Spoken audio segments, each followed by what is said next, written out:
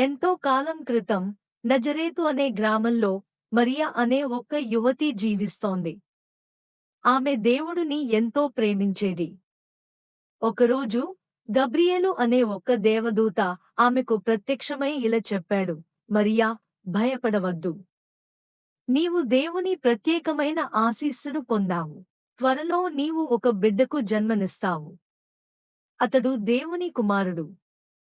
అతనికి నీవు యేసు అని పేరు పెట్టాలి. మరియా ఆశ్చర్యపోయింది.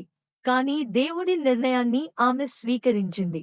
మరియకి యోసేపు అనే మంచి మనిషితో వివాహం జరిగింది.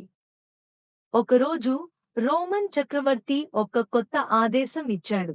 ప్రతి ఒక్కరూ తమ సొంత పట్టణానికి వెళ్లి తమ పేరును నమోదు చేయించుకోవాలి అని. మరియా యోసేపు బేత్లెహేం అనే గ్రామానికి వెళ్లాల్సి వచ్చింది. ఆ ప్రయాణం చాలా కష్టంతో నిండింది. ఎందుకంటే మరియా గర్భవతిగా ఉంది. చివరకు వారు బేత్లెహేం చేరుకున్నారు. కాని గ్రామం జనంతో నిండి ఉంది. అన్ని ఇళ్ళు, అన్ని ఆశ్రయాలు పూర్తిగా నిండిపోయాయి. ఎక్కడా చోటు లేకపోవడంతో యోసేపు, మరియా ఒక సాధారణ గుడారంలో ఆశ్రయం పొందారు. ఆ రాత్రి ఒక అద్భుతం జరిగింది. యేసు జన్మించాడు. ఆ గుడారంలో ఆయన జన్మించారు.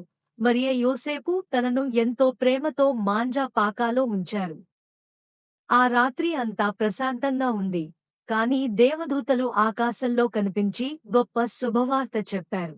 మెరుపు ఆకాశంలో మెరిసి, మేకల కాపరులకు దేవదూతలు ఇలా తెలిపారు, భయపడకండి. దావీదు పట్టణమందు నేడు రక్షకుడు మీ కొరకు పుట్టియున్నాడు. ఈయన ప్రభువైన క్రీస్తు. అతన్ని చూడడానికి వెళ్ళండి అని దేవదూతలు ఇలా చెప్పారు. మేకల కాపరులు ఆనందంతో వెంటనే గుడారానికి వెళ్లారు. మరియని యేసును చూశారు. వారు దేవునికి కృతజ్ఞతలు తెలిపారు.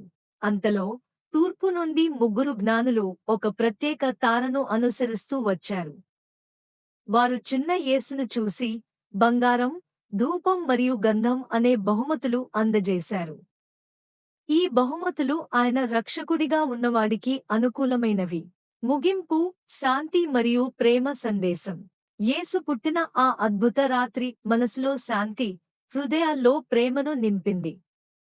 యేసు పుట్టిన సందేశం కేవలం బేత్లెహేం ప్రజలకు మాత్రమే కాదు, సమస్త ప్రపంచానికి కొత్త ఆశను, శాంతిని, ప్రేమను తెలియజేసింది.